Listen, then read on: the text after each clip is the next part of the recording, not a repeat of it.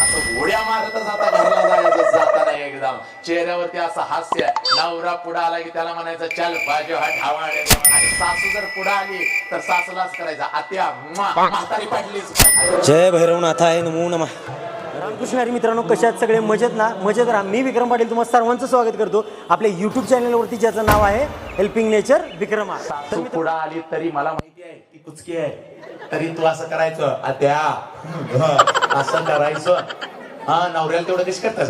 केव्हा जेव्हा केव्हा मोधळा बाहेरनं गिळून आलाय त्यो, त्याला कशी कुचकी असते तसं नाटक करायचं सगळ्या मातानो. हे बा नाटक का करायचं सगळ्या ग्रामस्थांना सांगतो. इकडे वगैरे एक नवीन जोडपं होतं, लग्न झालं. लग्न झाल्यानंतर 5 दिवस पूजा संपली. 6व्या दिवशी त्यांचा संसार सुरू होणार होता. आनंदी जीवनाला सुरुवात होणार होती. मग वडिलांना बोलवलं, पोराला बोलवलं आणि आपल्या सुनाला बोलवलं, बसवलं. म्हणलं ऐका रे, 35 वर्षापूर्वी जेव्हा माझं लग्न झालं त्यावेळेला मला आलेला अनुभव अतिशय वाईट होता. बाप काय म्हणतोय ऐका, 35 वर्षापूर्वी जेव्हा माझं लग्न झालं तेव्हा मला आलेला अनुभव अतिशय वाईट होता. एकत्र कुटुंब होतं, लग्न झालं पण तुझ्या आईचा हात धरायला, तुझ्या आई जवळ जायला, तुझ्या आईच्या गालावरून हात फिरवायला मला 4 महिने लागले. कारण का एकत्र कुटुंब होतं. जरा गेलं की हॅक केलं की आम्ही पळून जायचो. म्हटला काहीच करता येत नव्हतं. आजही आपलं एकत्र कुटुंब आहे, पण तुमच्या दोघांच्यावर असा अन्याय मी होऊ देणार नाही. 5 दिवस संपलेले आहेत, पूजा झालेली आहे. 6वा दिवस उद्या सकाळी सुरू होणार आहे. आणि तुमचा आनंदी जीवन जगण्यासाठी मी काय केलंय तर आपला शेतातला जो फार्म हाऊस आहे तो सजवलेला आहे. 2 महिन्याच्या सगळ्या अत्यावश्यक लागणाऱ्या सगळ्या गोष्टी मी तिथं ठेवलेल्या आहेत. तुम्ही काय करायचं, उद्या सकाळी 6 वाजता उठायचं आणि दोघांनी मळ्यामध्ये जायचं, आपल्या फार्म हाऊस वरती जायचं, मळ्यातल्या घरात जायचं आणि आनंदी जीवन जगायचं. 2 महिने तुम्ही इकडे यायचं नाही, आम्ही तिकडे येणार नाही. तुम्ही फक्त दोघांच मनसोक्त आनंद जीवनाचा लुटायचा आणि 2 महिन्याने इकडे यायचं. पोरगीच्या डोळ्यात पाणी आलं. सासरा मिळावा तर असा मिळावा, किती ग माझा सासरा चांगला.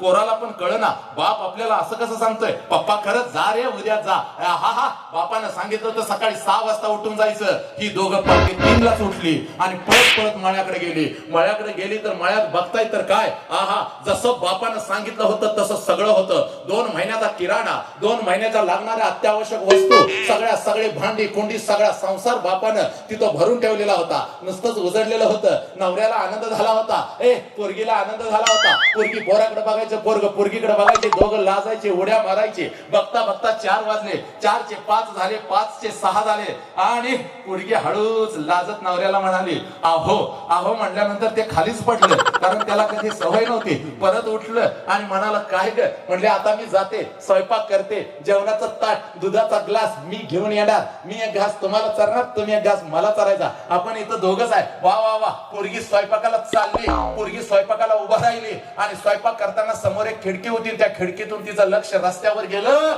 आणि रस्त्यावरून तिला पोराचा मामा चालत येताना दिसला. जसा पोराचा मामा चालत येताना रस्त्यावरून तिला दिसला, तिचं पाय लटलटाय लागलं. तुम्ही म्हणाल आता पोराचा ह्यो मामा आहे, तिनं कसं ओळखलं? तर लग्नात तांदूळ पडताना पोराच्या माग लिंबू धरून जी वटवागळ उभा होत, तेच वटवागळ ही आहे. तिनं ओळखलं. पळत बाहेर आली, आपल्या नवऱ्याला म्हणाले अहो ऐकलत का, माझे सासरे तर म्हणाले होते की 2 महिने इकडं कोणी येणार नाही, पण तुमचा मामा चालत कसा काय आपल्या मळ्याकडे यायला लागलाय. पोरगा धावत आला, खिडकीतून बघितलं तर खरोखरच मामा येत होता. पोरानं कपाळावरती हात मारला ना आपल्या बायकोला म्हणाला हा मामा नालाय काय, नको तेव्हा नको तिथं मध्ये जायची, ह्याला लहानपणापासून सवय आहे. आता आलंय तर आलंय, त्याला पोहे खूप आवडतात, तू जरा पोहे कर, त्याला पोहे चालूया, मी जरा शेतात जातो, कणस घेऊन येतो, कणसाची पिशवी त्याच्या हातात देऊया, मामाला एकदा घालवूया, मग आपण दोघं मोकळं झालो. मुलगी पण लगबगीनं गेली, पोहे केली. मामा आला, टॉवेल दिला, हातपाय धुतला, मामा बसला. पोरगीनं पहिली पोह्याची प्लेट दिली, मामानं गुडूप केली, दुसरी दिली गुडूप, तिसरी दिली गुडूप, 4 प्लेट पोहे मामानं हाणलं. पोरानं कणस आणलेले होते, कणसाची पिशवी दिली हातामध्ये मामाच्या आणि पोरग मामाला म्हटलं मामा या आता. मामा म्हणते हा या, आज राहणार, तुमचा संसार कसा चाललाय बघणार, उद्या जाणार. पोरगीचा चेहरा पडला, पोराचा चेहरा पडला. स्वप्न सगळी रंगवलेली होती, धुळीस मिळाली. समोर बैल बांधला होता. पोरानं वैरण उचलली, बैलाला टाकायला वैरण निघाला. दुर्दैव एवढं मावलं, बैलानं जे शिंग मारलं ते त्या पोराच्या पोटात घुसलं. रक्ताची चिळकांडी आली, पोरग जोरात ओरडलं, मेलो, आणि थप करून जमिनीवर पडलं. 5 दिवस लग्नाला झाले होते, अजून हळद सुद्धा अंगावरची उतरली नव्हती. आतूनच पोरगी जोरात बोंबलत आली, आता मी कसं जगू म्हणाली ना आपल्या पडलेल्या नवऱ्याला मिठी मारून लोळायला लागली. आणि हे सगळं मामानं बघितलं आणि मामाला वाटलं हे सगळं आपल्यामुळेच झालं, आणि मामा तिथनं पळून गेला. जसा मामा पळून गेला, पोरग उठलं आणि आपल्या बायकोकडे बघत म्हणाले, कशी बैलानं मारल्याची ऍक्टिंग केली तशी पोरगीनं आपल्या नवऱ्याच्या गालावरून हात फिरवत पोरगी म्हणाली, अरे माझ्या सोन्या, अरे माझ्या पिल्ल्या, मी पण कशी बोंबल्याची ऍक्टिंग केली. तेवढ्या झाडाच्या मागणं मामा आला. मामा म्हणाला, मी पण कशी पळून जायची ऍक्टिंग केली. आयुष्य एवढं सुंदर आहे माऊलीनं, एवढं सुंदर आहे, एवढं सुंदर आहे, ते फक्त जगता आलं पाहिजे. म्हणून तुला सांगतो बघ, हे बघ, गाव करावया निरोगी सुंदर, सुधारावे लागेल एक घर, आणि त्याहून घरात राहणारा करावा लागेल आदर्श. आणि जर घरातला प्रत्येक व्यक्ती आदर्श करायचा असेल तर लक्षात घे, माझी प्रत्येक माता अगोदर आनंदी आणि सुखी पाहिजे. म्हणून तुला सांगतोय बघ, राष्ट्राची सेवा करण्याची असेल, राष्ट्राची सेवा करायची असेल तर सुरुवात तुझ्या लेकरापासून झाली पाहिजे. हे माते ऐक ग, तुझ्या पोटाला आलेलं ते पोर नेमकं कोण आहे याची जाणीव तुला करून देतो. आई म्हणजे काय आहे, बाप म्हणजे काय आहे याची जाणीव करून देतो. नाथ महाराजांच्या समोर, नाथ साहेबांच्या समोर आज मी तुला सांगतो बघ, वसंत हंकारे आला आणि फक्त हसवून गेला. वसंत हंकारे आला आणि फक्त मनोरंजन करून गेला. नाही नाही नाही नाही, वसंत हंकारे आला आणि फक्त व्याख्यान देऊन गेला. नाही, वसंत हंकारे आला आणि माणसामधला माणूस जागा करून गेला. वसंत हंकारे आला नाही, आईला आई पण कधी येत, बापाला बाप पण कधी येत सांगून गेला. वसंत हंकारे आला आणि तुझ्या मांडीवरती नेमकं कोण बसलंय याची जाणीव तुला करून देऊन गेला. ऐक माते, 4 वर्षाचा पोरग मातीमध्ये खेळत होता बघ. आई काय असते, बाप काय असतो, ऐकार पोरानो. तारुण्याच्या आहे उंबरट्यावरती तुम्ही उभे आहात, लक्षात घ्या. तुमच्या अंगामध्ये रक्त कोणाचं उसळतं. ऐक, तुला 1 मिनिटामध्ये सांगतो बघ पोरा. तिने सांज झालेली होती, सूर्य मावळतीला गेलेला होता. संधी प्रकाश पडत होता आणि 4 वर्षाचं लेकरू अंगणामध्ये मातीत खेळत होता बघ. आणि माऊली आली, घरातून आली, स्वयंपाक घरातून बाहेर आली आणि अंगणामध्ये उभी राहिली आणि आपल्या 4 वर्षाच्या लेकराला बघत होती. कौतुकानं बघत होती. 4 वर्षाचं लेकरू निष्पापपणे मातीमध्ये खेळत होतं बघ. माऊलीचे डोळे भरून आले, माऊलीचा ऊर भरून आला आणि अलगत तिच्या मनामध्ये विचार आला, याच लेकराला मी जन्म दिला काय, याच लेकराला मी जन्म दिला काय, या लेकराला मी जन्म दिला. जसं घडवलं अगदी तसंच उगवलं. मातेचा ऊर भरून आला आणि मातेनं आपल्या लेकराला एक हाक दिली, बाळा बाळा. ही हाक लेकराच्या कानावरती येताच 4 वर्षाचं लेकरू हरणीसारखं पळत आपल्या आई जवळ आलं, हरणासारखं पळत आपल्या आई जवळ आलं आणि आपल्या आईला म्हणतो, आय बोलवलंस का ग मला, आय बोलवलंस का ग मला. प्रत्येक आईनं ऐकायचं इथं, प्रत्येक बापानं ऐकायचं इथं, प्रत्येक पोरानं ऐकायचं आहे. घराला घर पण कधी येतं, आईला आई पण कधी येतं आणि बापाला बाप पण कधी येतं. मी सांगून जातो बघ तुला.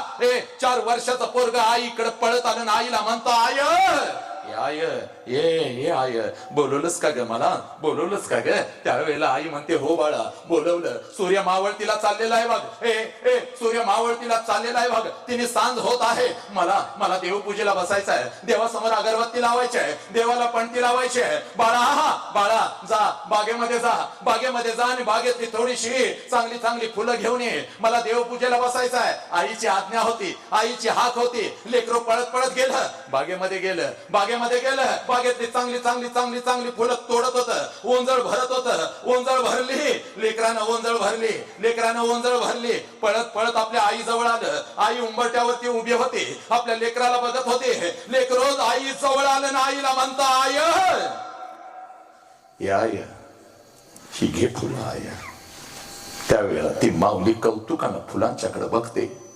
ती माऊली कौतुकानं फुलांच्याकडे बघते आणि आपल्या लेकराला म्हणते, बाळा जा बाळा, तुझ्या हातानं देवघरामध्ये ठेव ही फुलं जा बाळा, तुझ्या हातानं देवघरामध्ये ठेव ही फुलं जा. त्यावेळेला लेकरू एकदा आईकडे बघत, लेकरू एकदा आपल्या ओंजळीकडे बघत, आणि लेकरू एकदा आपल्या पायाकडे बघत आणि आपल्या आईला म्हणतं, आय याय कसा जाऊ देवघरामध्ये, याय कसा जाऊ देवघरामध्ये. आय बागामध्ये गेलो होतो, बागामध्ये गेलो होतो आय, याय पायाला घाण लागले आय, आणि पायाची घाण घेऊन मी देवघरात कसा जाऊ, तूच मला शिकवलं ना ग आय.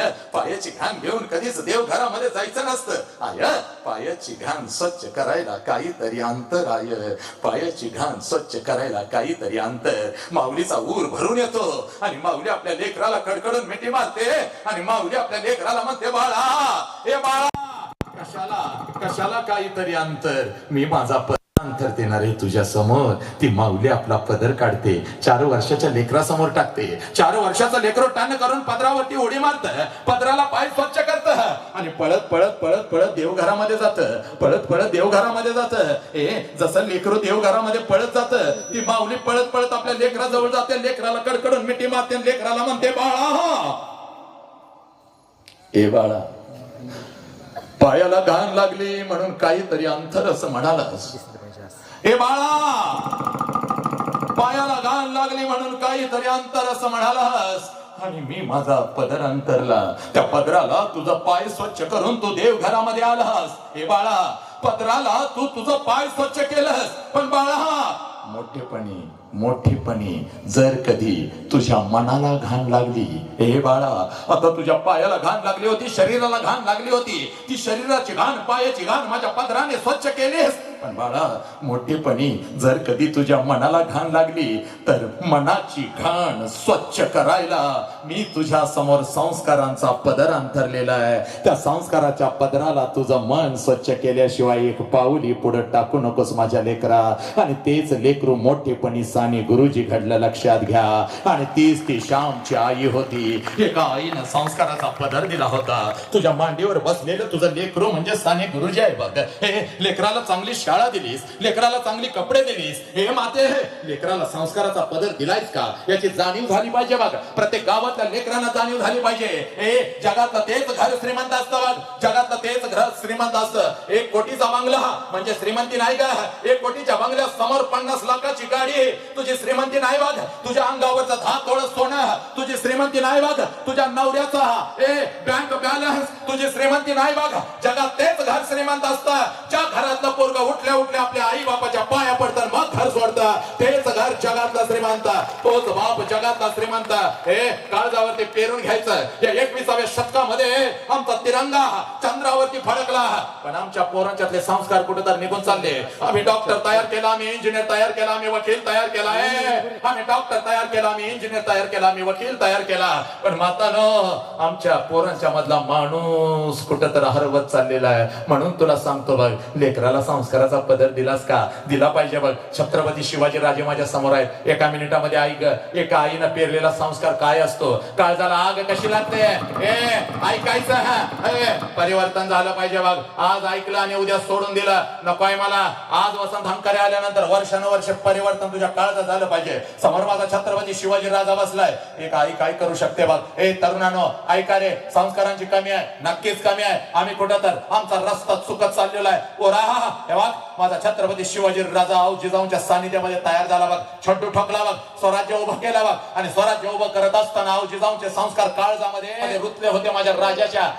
ऐका माते स्वराज्य उभं करा राजा स्वराज्य उभं करा. तेच आपलं स्वराज्य असू शकतं ज्या स्वराज्यातली प्रत्येक स्त्री शत्रूंच्या स्त्रियांना या बहिणीचा दर्जा देणारा जगातला एकमेव राजा ज्याचं नाव छत्रपती शिवाजी. मारून डाळा रडल आणि तुझी आई म्हणाल खरं आहे पोरा.